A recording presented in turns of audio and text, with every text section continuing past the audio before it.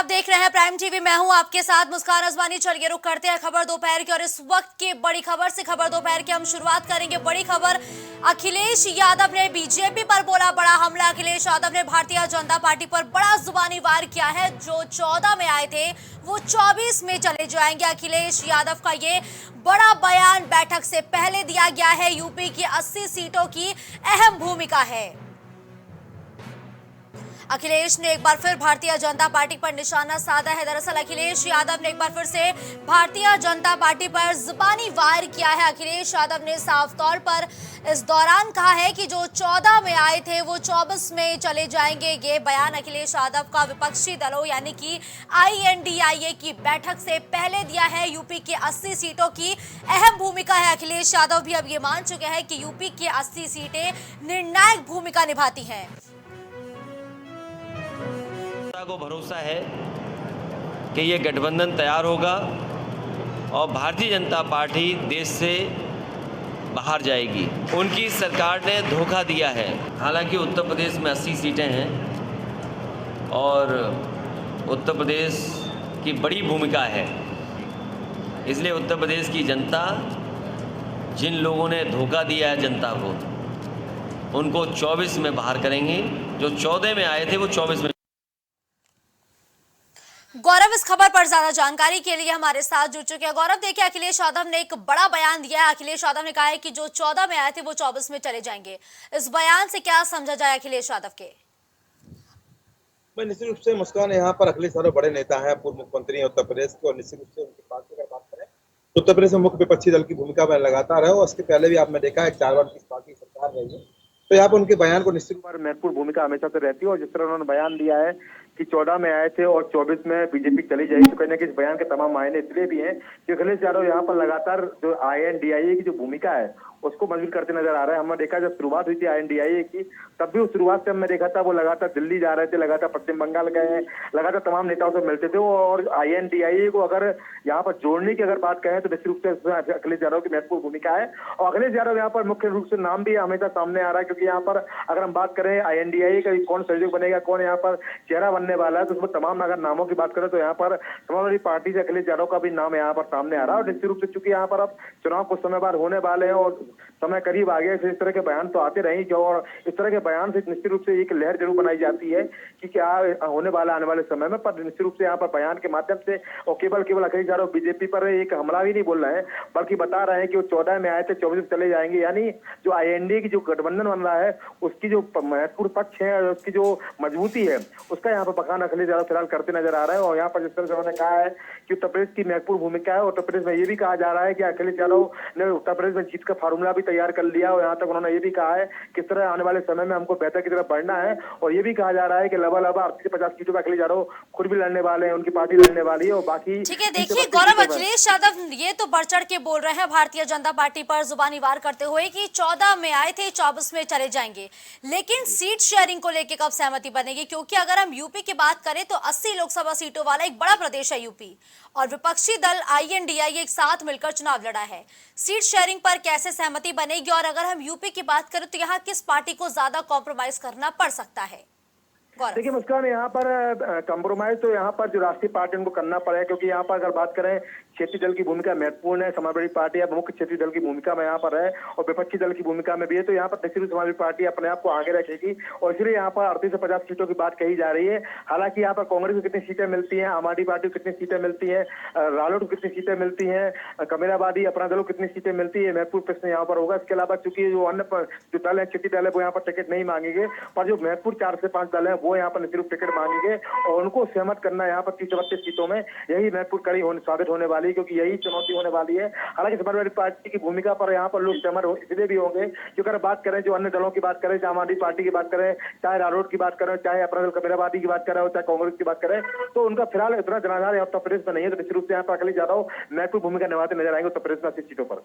ठीक है, देखिए गौरव, अगर हम यूपी की बात करें तो एक बहुत पुरानी कहावत है कि दिल्ली का रास्ता यूपी से होकर जाता है। ऐसे में यूपी के समीकरण क्या कहते हैं, और अगर हम मौजूदा स्थिति की बात करें तो किसके पक्ष में जनता नजर आती है? देखिए मुस्कान, यहाँ पर जनता किसके पक्ष में नजर आएगी वो तो आने वाला समय बताएगा, पर चूंकि जो तमाम चुनाव यहाँ पर हुए हैं और चुनाव का जो जनाधार मिला है वो निश्चित रूप से भारतीय जनता पार्टी के साथ रहा है। उपचुनाव की बात करें तो वहां भी भारतीय जनता पार्टी ने जीत हासिल की है। इसके अलावा हमने अभी हाल में निकाय चुनाव में देखा, उसमें भी अगर हम बात करें तो लगभग 17 मेयर है बीजेपी जीत कर आई थी। पर चूंकि यहाँ पर निकाय चुनाव, विधानसभा चुनाव की हम बात नहीं करेंगे, लोकसभा चुनाव बिल्कुल अलग होता है और चुनाव में अलग भूमिका रहती है। पर चूंकि जो अभी हाल में चुनाव घटित हुए हैं, चुनाव जो हुए उनके परिणाम आए, उसमें कांग्रेस पार्टी को, आम आदमी पार्टी को, रालोद को और अन्य दलों को यहाँ पर महत्वपूर्ण जो उनकी भूमिका समझी रहती है वो भूमिका उनको जनता ने नहीं दी है। तो कहीं ना कहीं यहाँ पूरा दामोदर निश्चित रूप से समाजवादी पार्टी की मुख्य विपक्ष की भूमिका यहाँ पर निभाएगी। और चूंकि यहाँ पर उत्तर प्रदेश के रास्ते ही केंद्र का रास्ता जाता है तो कहीं ना कहीं उत्तर प्रदेश में महत्वपूर्ण यहाँ पर लड़ाई होने वाली है, क्योंकि यहाँ पर लड़ाई केवल एनडीए और INDA के बीच में नहीं है, यहाँ पर लड़ाई जाति समीकरण के बीच में भी है। और तमाम ऐसे वर्ग हैं जिसको लेकर कहा जाता रहा है कि वर्ग इस पार्टी के साथ है। पर परंपरागत वर्ग की बात करें तो यहाँ मुस्लिम वर्ग परंपरागत वर्ग रहा है जो समाजवादी पार्टी के साथ रहा है। यादव वर्ग की भूमिका हमेशा महत्वपूर्ण रही है। पर यहाँ पर अगर हम किंग मेकिंग की बात करेंगे तो यहाँ पर OBC वर्ग, दलित वर्ग की बात यहाँ पर जरूर होगी, क्योंकि ये वर्ग यहाँ पर बहुतायत में है। और ये वर्ग किसके साथ जाता है, अगर हम फिलहाल की बात करें तो ये वर्ग फिलहाल बीजेपी के साथ में है। और जो आंकड़े बताते हैं वो बीजेपी के साथ हमेशा लगातार चला आ रहा है। क्योंकि अगर बसपा सुप्रीमो की बात करें तो उनके साथ अभी फिलहाल ये वर्ग उतनी संख्या में नजर नहीं आ रहा है, क्योंकि अगर संख्या में नजर आता है तो यहाँ पर निश्चित सीटें जरूर मिलती है। और जब वर्ग साथ होता है, क्योंकि इसी वर्ग के आधार पर बहुजन समाज पार्टी कई बार सरकार बनाई है। और निश्चित रूप से यहाँ पर आने वाले समय में एक स्पष्ट हो पाएगा कि यहाँ पर कौन वर्ग किसके साथ है। और फिलहाल यहाँ पर OBC वर्ग, दलित वर्ग की भूमिका। ठीक है, देखिए गौरव, लाल किले के प्राचीर से प्रधानमंत्री नरेंद्र मोदी ने कहा कि मैं अगले साल फिर यहीं से राष्ट्रीय ध्वज फहराऊंगा। तो PM मोदी ने तो अपनी जीत का दावा ठोक दिया है, लेकिन विपक्षी दलों ने अभी तक अपने प्रधानमंत्री के चेहरे का ऐलान नहीं किया है। अभी तक ये सहमति नहीं बन पाई है कि कौन कितनी सीटों पर कहां से कैसे चुनाव लड़ेगा। ऐसे में जो ये विपक्षी दल जीत का दावा ठोक रहे हैं, जीत की दावेदारी कर रहे हैं, ये आखिर कॉन्फिडेंस कहां से आ रहा है? नमस्कार, अगर बीजेपी की बात करें, बीजेपी हमेशा 24/7 चुनावी मोड में रहने वाली पार्टी है।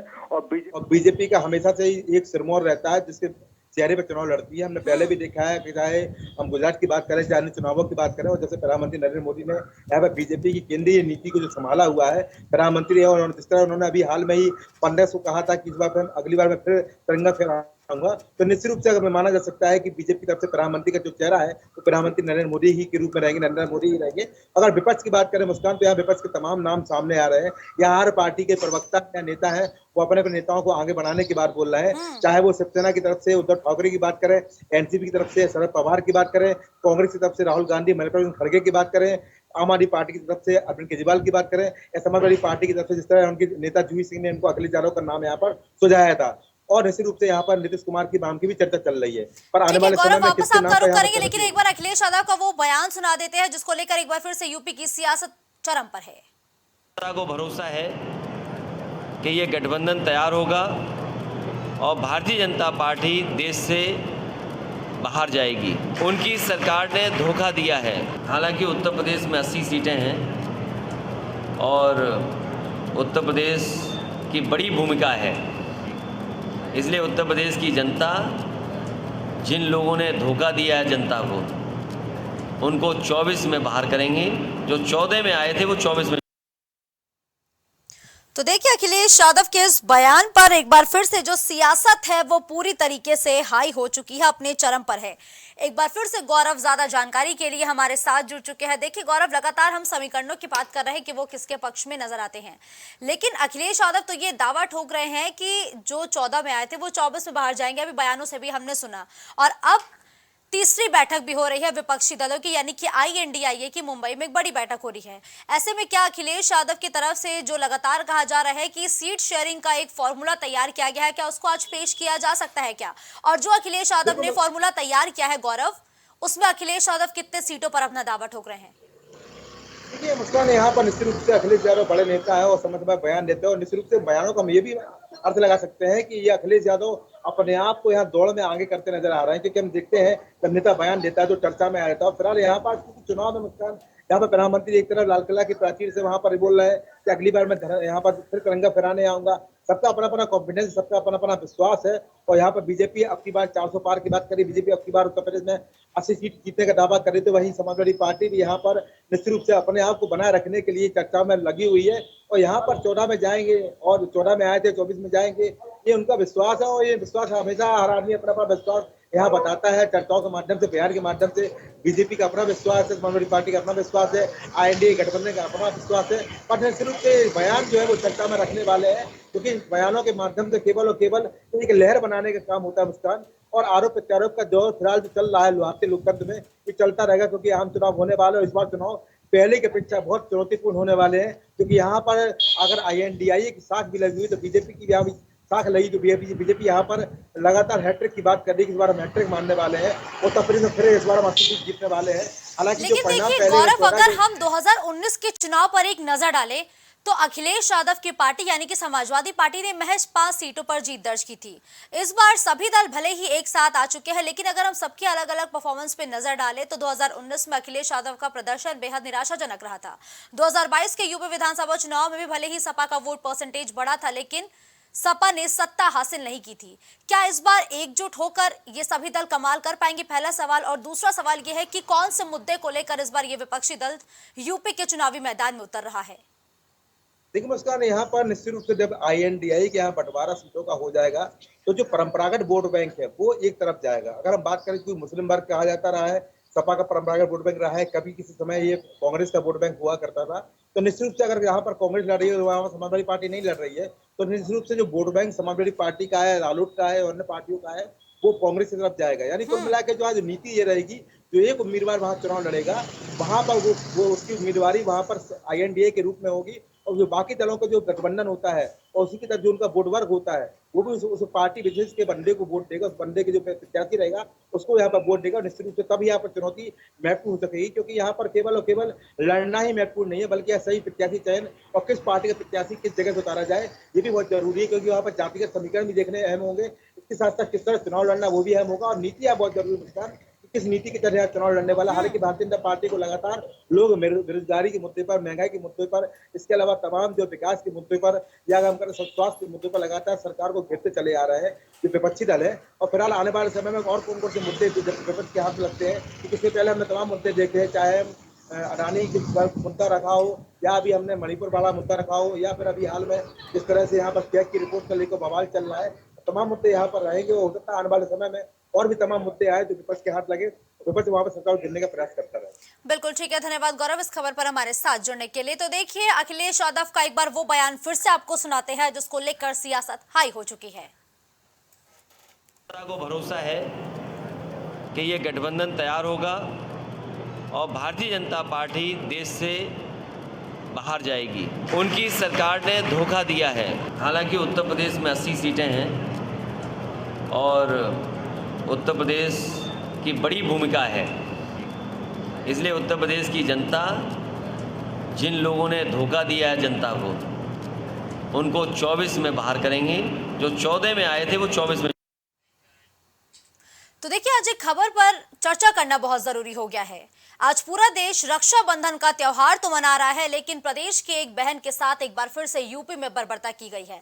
बड़ी खबर अयोध्या से है, तो इस वक्त की बड़ी खबर अयोध्या से आपको बता दें, जहां अनग्न अवस्था में महिला सिपाही बरामद की गई है। अनग्न अवस्था में महिला सिपाही मिली है। सरयू एक्सप्रेस में संदिग्ध हालात में महिला सिपाही मिली है। तो सरयू एक्सप्रेस के अंदर संदिग्ध हालात में महिला सिपाही मिली है। मनकापुर से वापस आने पर सरयू एक्सप्रेस में दिखा महिला। अनग्न अवस्था में सिपाहियों ने महिला को देखा है। गैंगरेप के बाद हत्या के प्रयास की जताई जा रही आशंका। गैंगरेप के बाद हत्या के प्रयास की आशंका जताई गई है।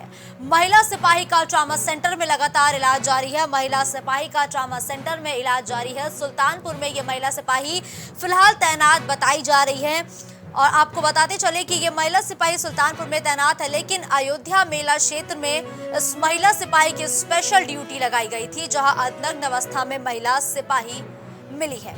महिला सिपाही का लगातार ट्रॉमा सेंटर में इलाज जारी है। इलाज महिला सिपाही का चल रहा है। मनकापुर से वापस आने पर सरयू एक्सप्रेस में सिपाहियों ने देखा है, जिसके बाद गैंगरेप के साथ ही हत्या के प्रयास की आशंका भी जताई जा रही है। फिलहाल महिला की स्थिति अब स्थिर बनी हुई है।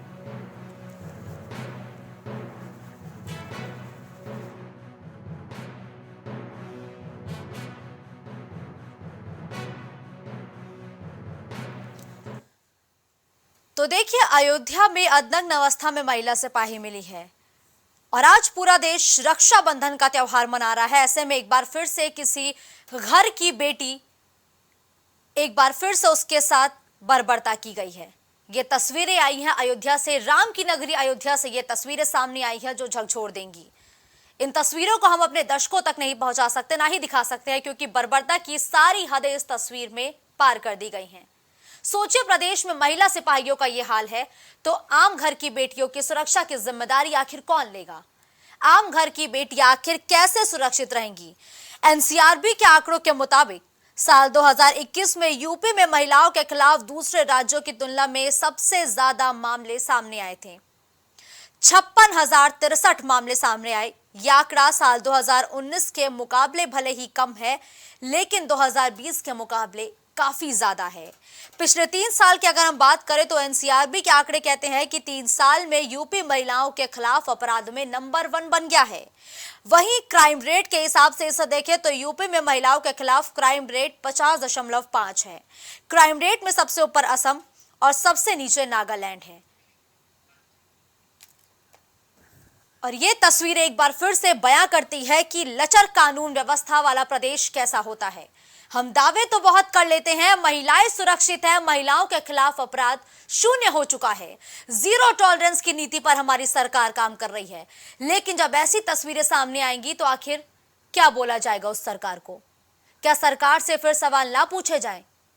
कलीम इस खबर पर ज्यादा जानकारी के लिए इस वक्त हमारे साथ जुड़ चुके हैं। कलीम, देखिए, एक बार फिर से अयोध्या में महिला सिपाही के साथ बर्बरता की गई है। सिलसिलेवार तरीके से पहले इस पूरी वारदात की जानकारी हमारे दर्शकों तक पहुंचाइए। देखिए मुस्कान जी, जिस तरीके से बात की जाए अयोध्या की, तो अयोध्या में जिस तरीके से सावन मेला लगा हुआ था, वहां पर उसकी स्पेशल ड्यूटी लगाई गई थी और प्रयागराज के रहने वाली थी, सुल्तानपुर के एक थाना में इसकी पोस्टिंग थी। जिस तरीके से इसकी जो है अयोध्या में ड्यूटी लगाई गई थी, लेकिन ड्यूटी के दूसरे दिन इसकी जो है संदिग्ध परिस्थितियों में बेहोशी की हालत में ट्रेन के अंदर जिस तरीके से मिली, उसके बाद जो वहां के जो पैसेंजर थे उन्होंने देखा तो पुलिस को इस मामले की जानकारी दी गई थी।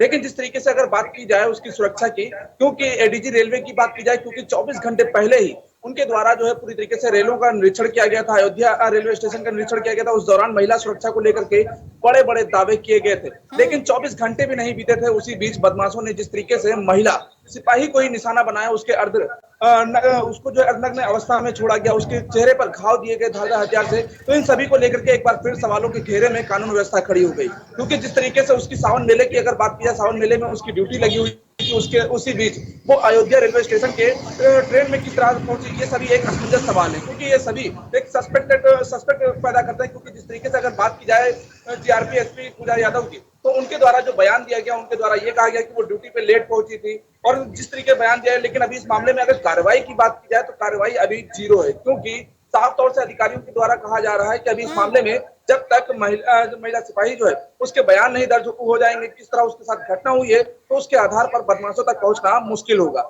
लेकिन सवाल यह है कि जिस तरीके से महिला सुरक्षा की अगर दावों की बात की जाए, तो जब महिला सुरक्षा में महिला जो पुलिसकर्मी लगाई जाती है, और जब महिला पुलिसकर्मी ही नहीं सुरक्षित है, तो फिर जाहिर सी बात है जो अन्य महिलाएं उनकी वो सुरक्षा किस तरीके से कर पाएंगी। देखिए, इस बात से तो आप भी वाकिफ होंगे कि आज पूरे देश भर में रक्षाबंधन का त्योहार मनाया जा रहा है। ऐसे में ये जो तस्वीरें सामने आती है, ये वाकई दिल को झकझोर देती है। जो महिला इस वक्त जिंदगी और मौत के बीच में जूझ रही है, लड़ रही है, वो एक सिपाही है।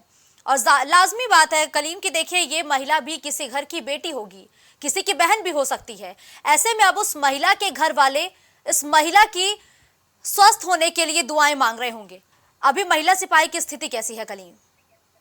देखिए, बात की जाए महिला सिपाही की, तो उसकी हालत अभी गंभीर बनी हुई है, क्योंकि जो उसके चेहरे के घाव की बात की जाए, उसके शरीर पर जो घाव दिए गए, क्योंकि 15 से अधिक टाके उसके चेहरे पर पाए गए हैं। उसके बाद जो उसकी स्थिति है अभी स्टेबल बताई जा रही है, लेकिन स्थिति ये जरूर कही जा रही है कि उसकी गंभीर है, क्योंकि जिस तरीके से अयोध्या में जिला मेडिकल कॉलेज में भर्ती कराया गया था, उससे पहले दूसरे अस्पताल में, प्राइवेट अस्पताल में बड़े भर्ती कराया, लेकिन जब हालत गंभीर देखी गई तो उसको लखनऊ के ट्रामा सेंटर में भर्ती कराया गया। फिलहाल लखनऊ के ट्रामा सेंटर में उसका इलाज चल रहा है। वो जो जिंदगी और मौत से लड़ रही है, पुलिस भी लगातार उसके पास बनी हुई है, क्योंकि जिस तरीके से अगर बात की जाए उसकी स्थिति तो एक अलग चीज हो गई, लेकिन जो उसके साथ जो घटना सामने जो आ रही, क्योंकि अभी तक इस मामले में किसी तरह की पुष्टि नहीं की गई है, लेकिन जो उसके कपड़े अस्त व्यस्त थे, उन चीजों को देख करके साफ अंदाजा लगाया जा सकता है कि जाहिर सी बात है उसके साथ दुष्कर्म की वारदात को भी अंजाम दिया गया होगा। लेकिन जो रिपोर्ट है, उस रिपोर्ट का इंतजार किया जा रहा है। और इसके साथ ही अगर रेलवे सुरक्षा की बात की जाए, रेलवे के अंदर जिस तरीके से घटनाएं सामने आई, क्योंकि इससे पहले कि अगर हम पुरानी घटनाओं पर जाएंगे तो पुरानी घटनाएं भी आपको याद होंगी, जिस तरीके से ट्रेन के अंदर पुलिसकर्मी की हत्या होना,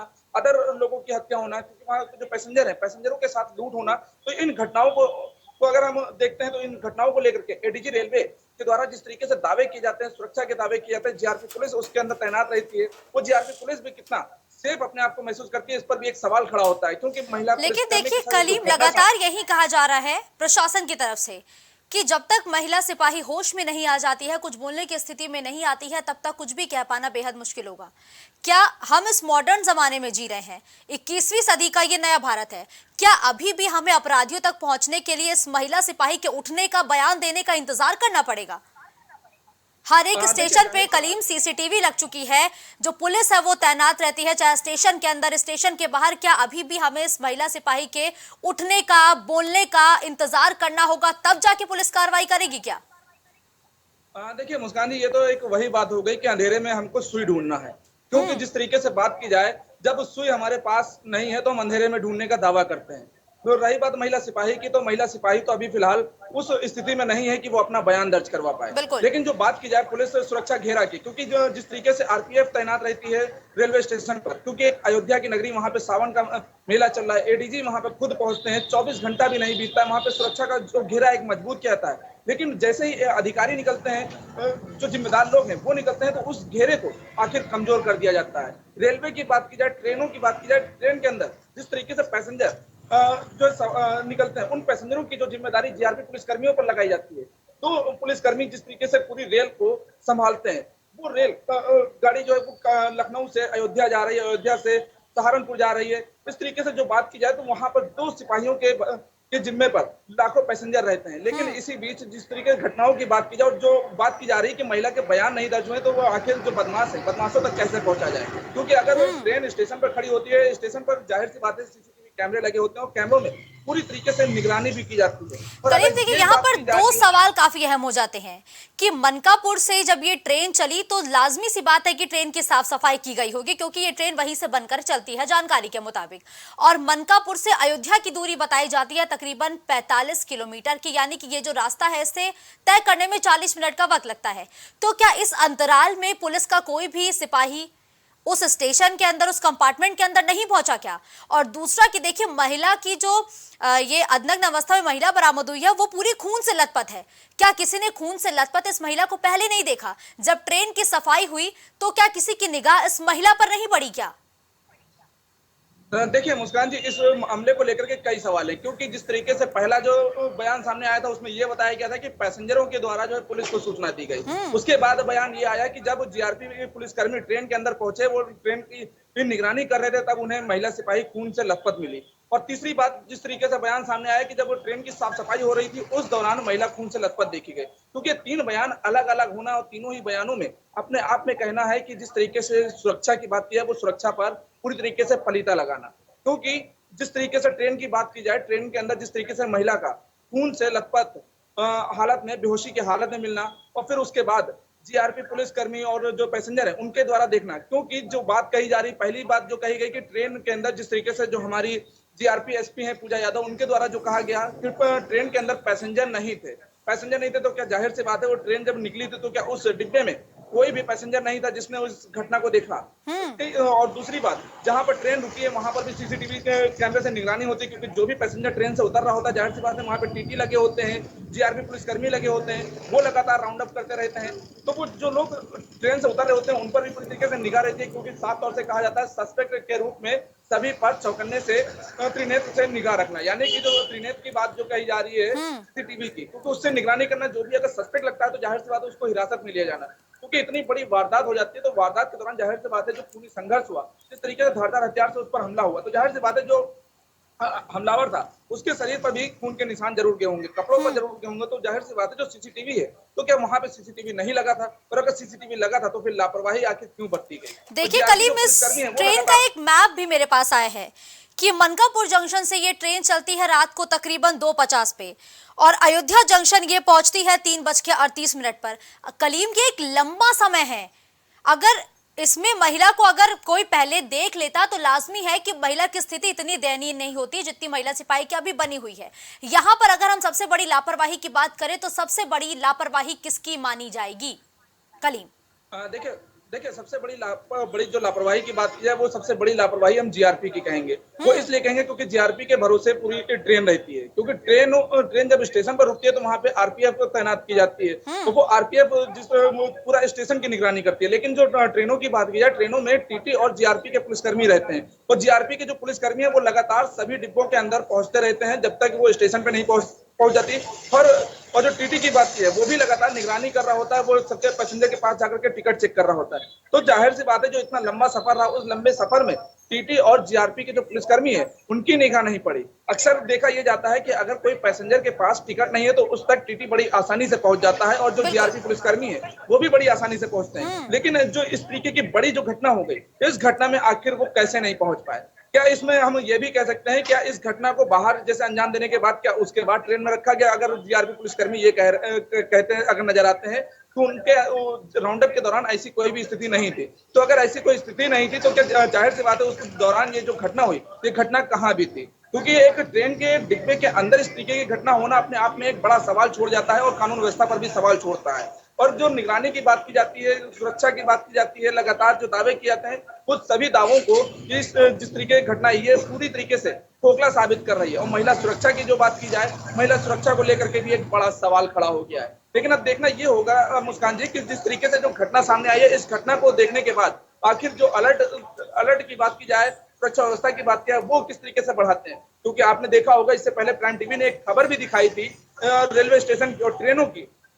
इसमें साफ तौर से दिखाया गया था कि किस तरीके से बदमाश अगर ट्रेन तक कुछ हथियार ले जाना चाहते हैं तो बड़ी आसानी से पहुंच जाते हैं, क्योंकि वहां पर जिस तरीके से कोई भी पैसेंजर पहुंचता है, ना ही उसका बैग चेक होता है, ना ही जो मेटल डिटेक्टर की बात की जाए, मेटल डिटेक्टर चेक चल रहा होता है, क्योंकि जिसके अंदर से लोग निकलते हैं अगर उसके पास किसी तरह का हथियार है तो जाहिर सी बात है मेटल डिटेक्टर जो है वो अलार्म बजा देता है, तो उससे जो है जो वहां पर जो तैनात होते हैं वो उससे चेकिंग करते हैं। लेकिन इन सभी जो दावों की पोल खोला था, प्राइम टीवी ने पूरी तस्वीर दिखाई थी, उसका भी एक साफ जीता जागता सबूत भी दिख रहा है कि जिस तरीके से ये जो घटना हुई उस घटना में बदमाशों ने इसका पूरा फायदा उठाया, जिस तरीके से स्टेशनों पर लापरवाही बरती जाती है। बिल्कुल ठीक है, धन्यवाद कलीम इस खबर पर हमारे साथ जुड़ते हुए, तमाम जानकारी और अपडेट हमारे दर्शकों तक पहुंचाने के लिए।